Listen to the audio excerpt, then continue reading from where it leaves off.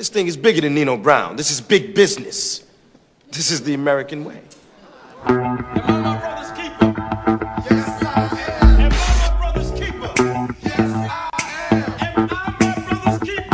Yes, I am. Nino Brown Boxing, and I'm back in the building. Shout out to the LDBC. Don't forget to hit that like button. Please subscribe. Go down there and hit that bell icon to get notified when I upload my latest videos. So, a lot of talk has been going on around boxing about Oscar De La Hoya recent comments about possibly fighting Conor McGregor and him being put on blast and saying how his comments about Conor McGregor is very hypocritical because of all of his criticism that came along, or all the criticism that he had for Floyd Mayweather. Oscar said he's been training. We've been seeing videos of Floyd Mayweather training, and the bright idea has sparked in my head, and I'm sure it sparked in plenty of other guys' heads as well, that why not put on a card and you have Oscar De La Hoya and Mayweather? They square it off. They settle the beef. They settle the beef. You know, they set aside all their differences and they just get in the ring like two men and they just fight. It's that simple. I'm sure if Oscar, you know, you have to put the fight at 154, or I mean, you could possibly even put the fight at 160. I don't know how close Floyd is to 160, but I think Floyd could definitely will definitely be okay fighting this Oscar De La Hoya at 160 pounds. And you already know how the WBC works. They'll end up making some type of commemorative belt, put it on the line, have Mayweather and Oscar fight for it, and shit, you never know. They may even try to consider that an additional weight class that Mayweather's been a champion in if he was to beat Oscar. I'm sure he would, but it is what it is with that. But see, my spin on it, Nino's spin, you know, even though we all know this whole fight would just be about big business, but my spin on it would be, don't make Mayweather De La Hoya rematch the main event. You need to make that the opening bout. See, a lot of people, a lot of cards that, especially a lot of pay-per-view cards that they put on, people get tired of waiting the entire card to see the main attraction. Now, if they put Mayweather versus De La Hoya as the main, as the opening bout, and then you have some type of huge main event leading up, you know, it's gonna hold viewership through the whole entire card. So let's break this down. First opening fight, you know, the WBC, they throw their spin on it. They have some type of commemorative belt involved, and you have Mayweather De La Hoya Part 2. Then you go from the Mayweather De La Hoya fight onto your next bout. Now, in this particular bout, you have one of Mayweather's fighters, of course. You have like Gervonta Tank Davis versus Tevin Farmer for the IBF title, if Tevin Farmer was to win. You know, you use a lot of their backstory to promote the fight, and you need to promote all of these fights like they're main events. So you promote the Tevin Farmer, well, you promote that, well, at that point it will be Tevin Farmer versus Gervonta Tank Davis fight like it's a main event. Like the previous drama that they had in the past, they need to multiply that. Between Mayweather needs to have his people out there pretty much manufacturing some type of beef between Tank Davis and Tevin Farmer, to the point where the casual fans won't know what's real and what's manufactured. Then after you have that title fight, you move forward. You put one of Canelo's fighters on there. Canelo's stable isn't that deep. So not Canelo, I'm sorry. Golden Boy's fighters. You put one of the Golden Boy's fighters on there. Golden Boy, their stable isn't that deep.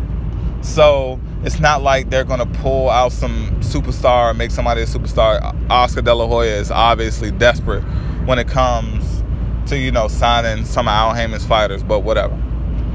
If you can't find one of Golden Boy's stars or one of Golden Boy's up-and-coming fighters, you can definitely put Errol Spence on there. People want to see Errol Spence, you know, the co-main event or the main event, however you want to make it. You can make the co-main event Errol Spence versus Keith Thurman. You put that on pay-per-view. It'll be those guys' first pay-per-view. I mean, in my opinion, Keith Thurman, he isn't extremely, you know, he's not, I'm not going to say he's not willing, but I know he's not jumping at the opportunity to get in the ring with Errol Spence. But if you put this man on pay-per-view, if you tell Keith Thurman, this will be, you fighting Errol Spence on this Mayweather De La Hoya 2 card will be the biggest payday of your career. You're going to break records. You're going to be a part of history. I truly believe that Keith Thurman would take that fight. Hey, Sean Porter's talking about some he's waiting around. In my opinion, man, forget Sean Porter. Sean Porter, he's about some bullshit to me. And the guy definitely doesn't, he doesn't need to be involved in this. Everyone knows how I feel about Sean Porter at this point. So, you do a unification of Keith Thurman and Errol Spence. Now, you go on from that bout. Now you have Canelo in your main event. We all know, we can't deny that Canelo is the biggest attraction in boxing right now. Now, I'm pretty sure that the Canelo Triple G fight is going to happen pretty soon. They say upcoming in May. So if they could plan this card out for September 2018, it would be amazing. So now, who would be the ideal opponent for Canelo? In my opinion, it would be Jamal Charlo. So you have Jamal Charlo and Canelo squaring off in the main event for middleweight supremacy. Now, at this point, you already watched Keith Thurman and Errol Spence. You already watched Tank Davis and Tevin Farmer. You already watched Badou Jack fight. And you watched De La Hoya and Mayweather. They opened up the show. So you close it off with Canelo versus Jamal Charlo. I promise this would be the biggest pay-per-view event in history. Like, I'm talking 5 million plus easily. Now, you know, Mayweather Pacquiao, Mayweather McGregor, they sold that for $100 a pop. I mean, me as a fan, I'm not gonna say that they should increase the price, but let's just say if I was Mayweather, I would, you know, increase it by $10, $110, $115 for this card. Like, they would break so many records. It would be crazy. Like, it would definitely be crazy, and it would entice. Now, if you want to take this even further, I don't know how they would be able to do it. I don't know how they could split it. But if they want to get Dana White involved in some type of way and put a UFC bout on the card or some type of fight where Conor McGregor can get involved, they can definitely do over 7 million views, in my opinion. You can bring the whole UFC demographic into this card, but that's a whole nother story. That's something on a completely different level. To me, that's fantasy. But Mayweather and Golden Boy, they have worked together previously, so I believe that they can get this deal done if that's something that they're truly interested in. Now, you're talking about breaking the bank. Like, you can definitely break the bank with this particular card.